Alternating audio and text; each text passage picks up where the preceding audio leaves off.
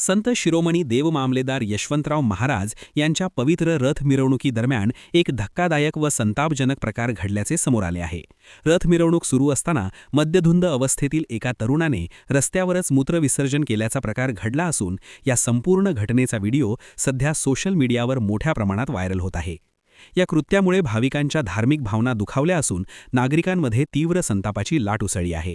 संत शिरोमणी देव मामलेदार यशवंतराव महाराज हे बागलांचे आराध्य दैवत असून त्यांच्या रथ मिरवणुकीसारख्या पवित्र धार्मिक सोहळ्यात असे घृणास्पद व बेजबाबदार कृत्य घडणे अत्यंत निंदनीय असल्याची भावना नागरिक व्यक्त करत आहेत।